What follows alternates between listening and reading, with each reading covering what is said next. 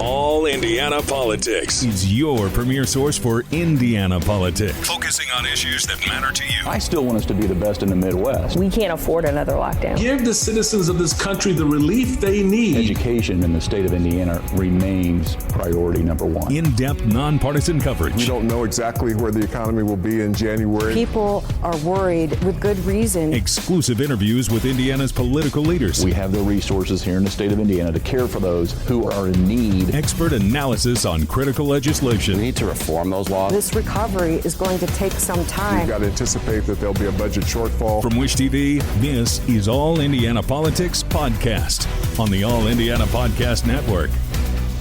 Now, from Wish TV, your local news source, this is All Indiana Politics. Good Sunday morning. Once again, I'm Phil Sanchez. Thank you for watching All Indiana Politics. It's become the trademark issue of President Donald Trump's first month in office. DOGE, the Department of Government Efficiency led by Elon Musk. I talked to Republican Congressman Marlin Stutzman, and Garrett Bergquist spoke with Democratic Congressman Andre Carson. Congressman Stutzman, good to see you. Thanks so much for coming on. Now, I know that you've been an outspoken supporter of DOGE. So which cuts, in your opinion, so far have been the most impactful to the budget? Yeah, well, first of all, thanks for having me on. And I was just telling some folks the other day, you know, that we've needed somebody to come in with forensic accounting and take a deep dive and look at federal government spending. We get frustrated in Congress frequently because we appropriate money to different agencies and then we find out that the money is spent on these different items that we didn't feel like that was ever authorized. But in this case, with President Trump and Elon Musk, the federal government's getting the colonoscopy that it's needed for a long time. And so, you know, whether it's the foreign aid spending that we know is it's not necessary for American security or national security, or the fact that we've got $36 trillion of debt right now, and our own economy is struggling, and people are seeing their own budgets out of whack because cost of living's gone up, but the cost of wages have not. So it's an important time, and I'm glad that Trump and Elon Musk are doing the work that they're doing. What do you say to those who say, hey, the cuts are fine, but you know some of these are just small portion of the federal budget?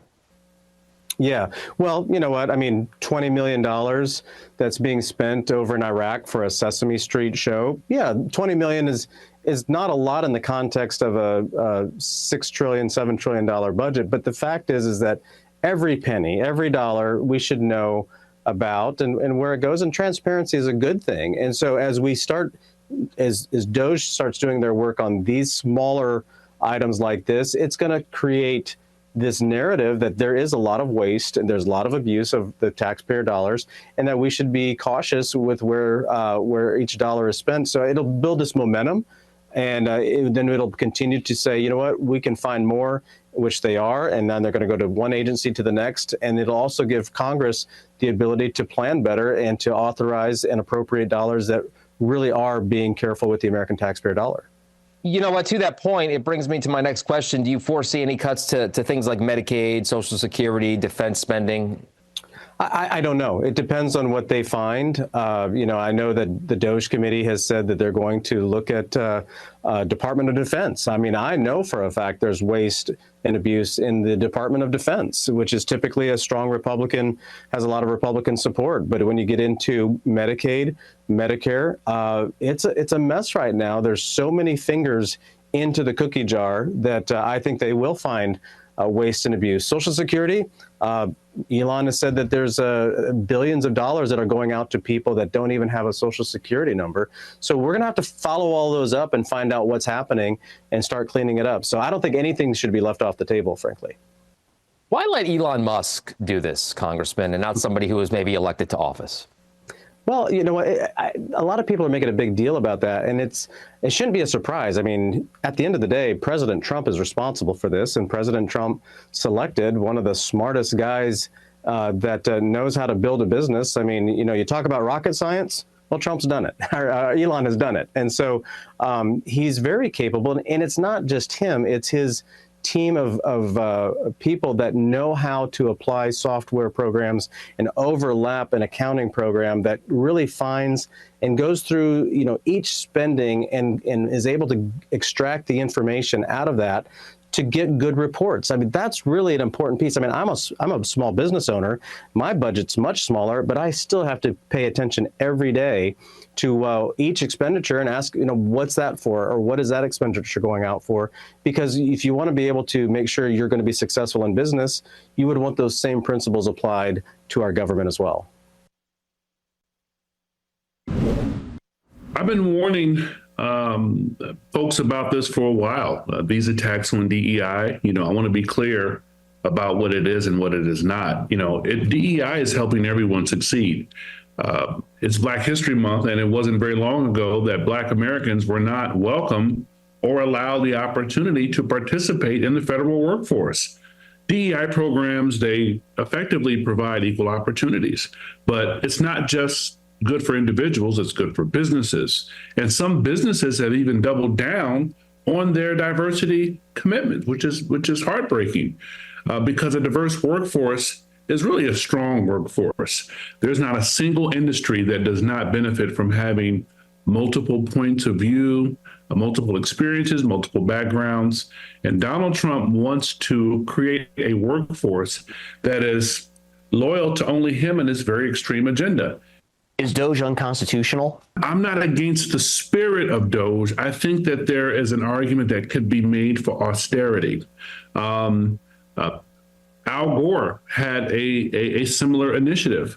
What I'm critical about is the way in which it's being done. It's done in a way that has affected the morale at all of the agencies. I just met with AFGE, which represents federal workers, and they told me that a lot of federal workers haven't even hit their pension benchmarks. They're already quitting because the environment has become so toxic. Morale is so low. People are just accepting the buyouts and leaving. And we're telling people, don't accept the buyout, you should hold out first. And I think there are arguments that could be made about DOGE being unconstitutional, but the idea of having an audit is no different than what we do in our own organization. It's no different than what any good business does or institution or organization does, is to have audits to see and look at excess spending and look at potential for abuse. I think the spirit of it is fine. I think the way it's being implemented is disastrous and destructive. To that point, though, our national debt is now at $36 trillion, and Congress hasn't done anything meaningful on that for a couple decades. Do desperate times call for desperate measures? I think in many ways, yes. I think there are ways in which we could look at our military budget, but to cut programs like USAID, to cut programs like Social Security, Medicare and Medicaid that will impact Hoosiers, I think it's a step in the wrong direction. We have, as I sit on the Armed Services Committee, as well as Intelligence and Transportation, we should look very closely at our military spending. We should look very closely at ways in which we can reduce our deficit significantly, but to do it under the guise of austerity and to affect federal workers who come to work with a sense of mission and purpose in serving our country is not a step in the right direction. How do you see this affecting budget negotiations as those begin to get underway? Well, my hope is that, members of Congress on the other side, my Republican friends, are bold and that they're resolute in not being so obsessed with President Trump interfering in their primary races that they are not doing what's best for their constituents. And I think if they operate with the kind of freedom that the founding fathers that they love to invoke so much envision, then I think that kind of freedom of understanding that they don't have to report to Donald Trump. They have to report to their constituents who voted them into office. And if they go with that kind of spirit, then I think we could negotiate in a much better way. But look, Democrats aren't going to support anything that puts Social Security at risk, that puts Medicare and Medicaid at risk. I'm focused on delivering for Indianapolis residents and for Hoosiers. All right, coming up, the mayor of Gary tells us his city is seeing signs of a comeback. Why he says the key to that is handling the little things first. Welcome back. The mayor of Gary says his city is showing some signs of life. This after decades of decline. He tells News 8's government reporter Garrett Bergquist he wants to build on that by focusing on the fundamentals. It's part of our series highlighting the work of Indiana's black mayors. Mayor Eddie Melton tells me eventually he wants all of Gary to look more like the Miller neighborhood with various shops and local restaurants. To do that, though, he says the city first needs to master delivering basic services. It starts with something as simple as streetlights. Well, public safety, right? When you think about public safety, that is part of neighborhood stabilization. Stabilizing our families, it's stabilizing our neighborhoods, it's stabilizing our small businesses that's looking to grow in a community that's very conscious about overall safety. Crews like this one are replacing more than 900 streetlights with new LEDs. They're brighter and use less energy. Melton was elected in 2023 after he served nearly 8 years in the state Senate. When he took office, he says the mayor of Detroit told him to focus on blocking and tackling. As someone that played football my entire life, that was an analogy that really resonated with me. Just focus on the practical, basic things to provide those services to a community that has felt like those basic necessities and basic services have been neglected for so long. So far, Melton has hired the first full-time city engineer in about 10 years, and he's gotten state and federal grants for infrastructure projects. Next up, he wants to address blighted buildings, such as this old church. Officials are still figuring out what they can save and what needs to be demolished.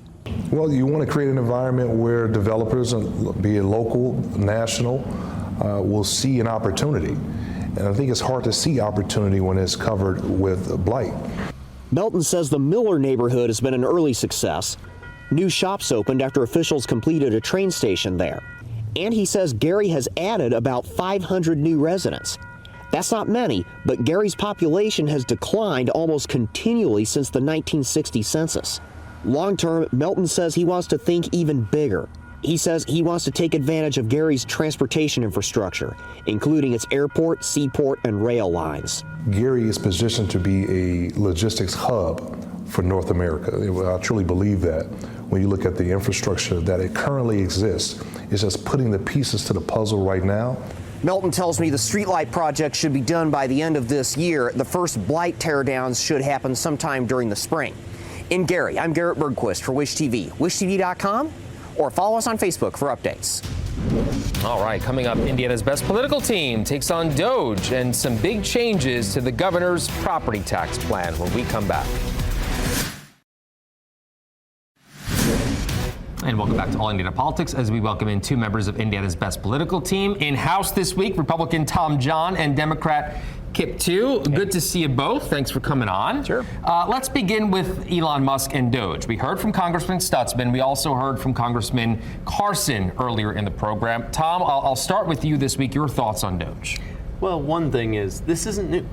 You had Truman in the 40s that dug into government waste and was renowned for spending $1 million and saving billions. You had Bill Clinton in '96 who had a similar sort of initiative, said big government stops. It's time. And Elon Musk is a brilliant man. You've seen a lot of things that he's done with the companies and really accelerating technology. He's brought a lot of smart people in and said, can we at least figure out how much we're spending and how we're spending it? And that's what we're doing, and we're hearing a lot of stories that are kind of troubling. So Kip, I think it's the right thing. Well, we are hearing those stories, Kip, and Congressman Carson even said he doesn't mind what they're doing, he just doesn't like the rollout, and he's kind of questioning whether or not Elon Musk should be involved. Yeah, and I think that what Democrats need to do is figure out a message to counteract it, because even Al Gore, as Tom mentioned, in the Clinton administration was tasked with this, found billions of dollars in savings. It's always a good thing in any organization to go back and make sure that you're getting the best bang for your buck. I don't object to that at all. support it 100%.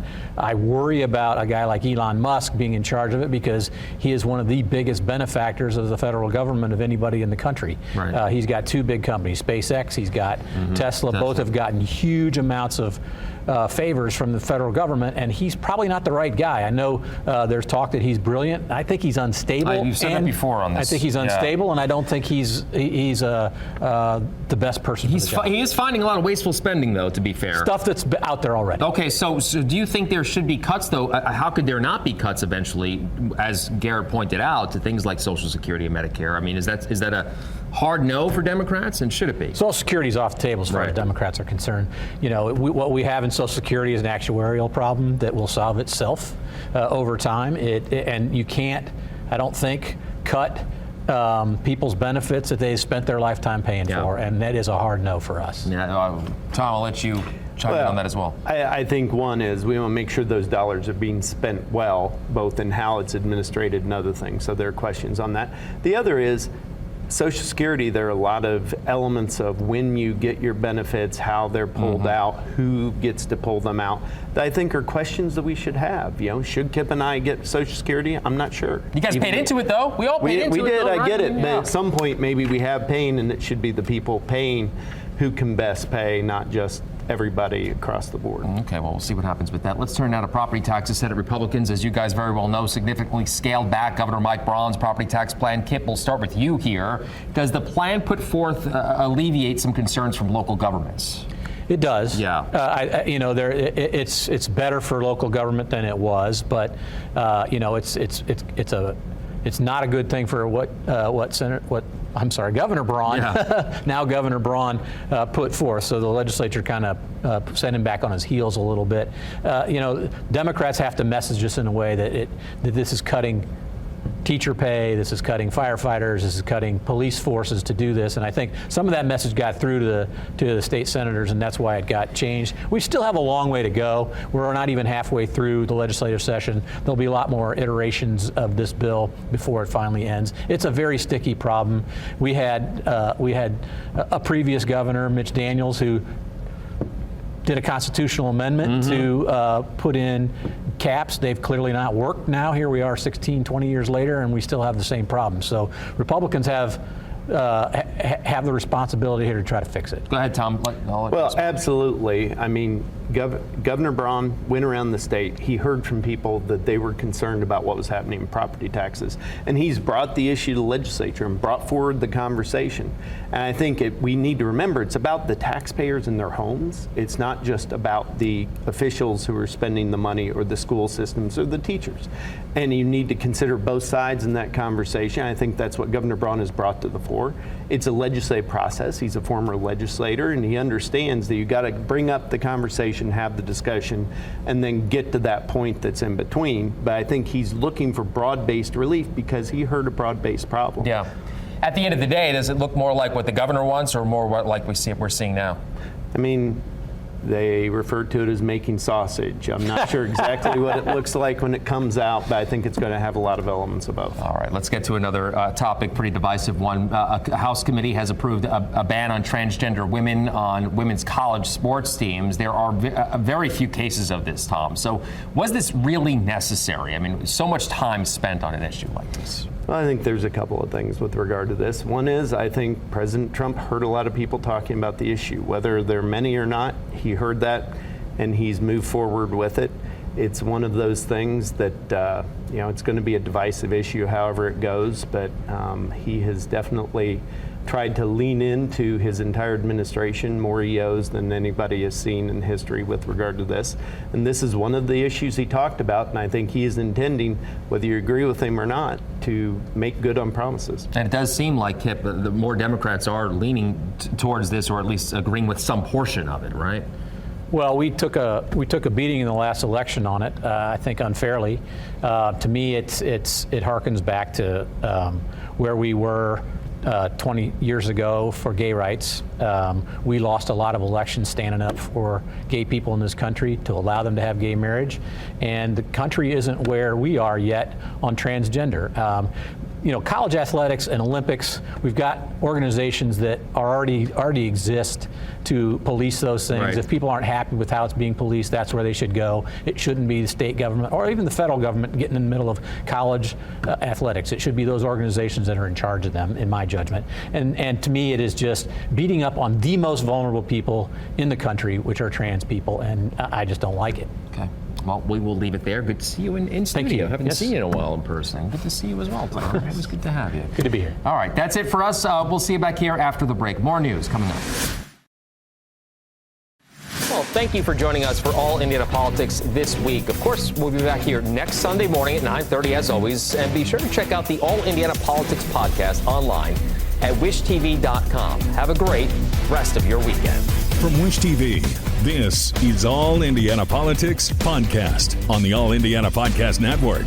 Watch All Indiana Politics live Sunday mornings at 9:30 on Wish TV and at wishtv.com. Subscribe to this podcast and listen weekly here on the All Indiana Podcast Network. And be sure to discover even more great podcasts at allindianapodcastnetwork.com.